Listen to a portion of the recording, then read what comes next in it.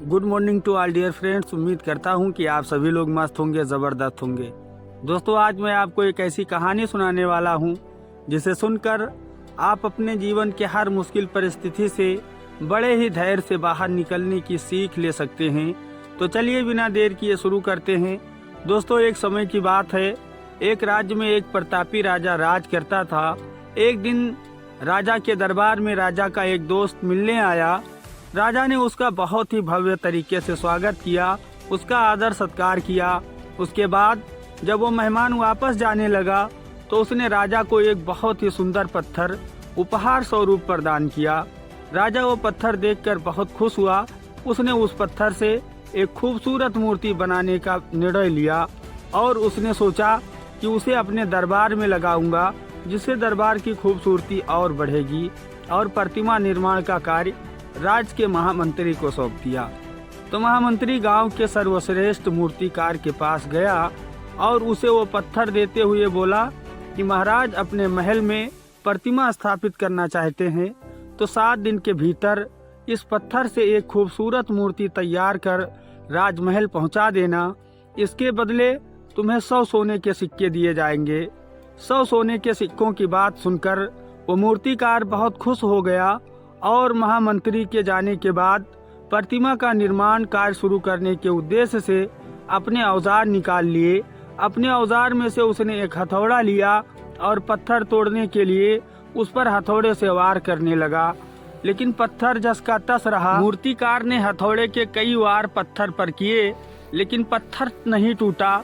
50 बार प्रयास करने के बाद मूर्तिकार ने अंतिम बार प्रयास करने के उद्देश्य से हथौड़ा उठाया और फिर ये सोचकर पत्थर पर प्रहार करने से पहले ही उसने हाथ खींच लिया कि जब 50 बार वार करने से पत्थर नहीं टूटा तो अब क्या टूटेगा। वो पत्थर लेकर वापस महामंत्री के पास गया और उसे ये कहकर वापस कर आया कि इस पत्थर को तोड़ना नामुमकिन है, इसलिए इससे कोई प्रतिमा नहीं बन सकती है। महामंत्री को राजा का आदेश हर स्थिति में पूरा करना था, इसलिए उसने प्रतिमा निर्मित करने का कार्य गांव के एक साधारण से मूर्तिकार को सौंप दिया। पत्थर लेकर उस मूर्तिकार ने महामंत्री के सामने ही उस पर हथौड़े से प्रहार किया और वो पत्थर एक बार में ही टूट गया। पत्थर टूटने के बाद मूर्तिकार प्रतिमा बनाने में जुट गया।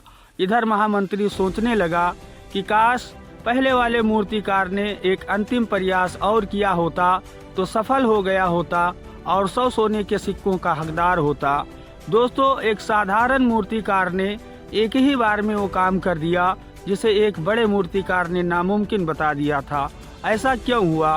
क्योंकि उस पर पहले वाले ने ही 50 हथौड़े मारे थे, इसलिए जब दूसरे ने एक और हथौड़ा मारा तो वो पत्थर आसानी से टूट गया और उसे 100 सोने के सिक्के मिले, जिससे उसकी जिंदगी आराम से गुजरने लगी। दोस्तों, हमें इस कहानी से ये सीख मिलती है कि हम भी अपने जीवन में ऐसी परिस्थितियों से दो चार होते रहते हैं। कई बार किसी कार्य को करने के पहले या किसी समस्या के सामने आने पर उसका निराकरण करने के पूर्व ही हमारा आत्मविश्वास डगमगा जाता है और हम प्रयास किए बिना ही हार मान लेते हैं। कई बार हम 1-2 प्रयास में असफलता मिलने पर आगे प्रयास करना छोड़ देते हैं, जबकि हो सकता है कि कुछ प्रयास और करने पर काम पूरा हो जाता या समस्या का समाधान हो जाता। दोस्तों, यदि जीवन में सफलता प्राप्त करनी है तो बार बार असफल होने पर भी तब तक प्रयास करना नहीं छोड़ना चाहिए जब तक सफलता नहीं मिल जाती। क्या पता जिस प्रयास को करने के पूर्व हम हाथ खींच लें वही हमारा अंतिम प्रयास हो और उसमें हमें कामयाबी मिल जाए। तो दोस्तों, उम्मीद करता हूँ कि ये कहानी आप लोगों को जरूर पसंद आई होगी। आप सभी का अपना बहुमूल्य समय देने के लिए बहुत बहुत धन्यवाद। जय हिंद, जय भारत।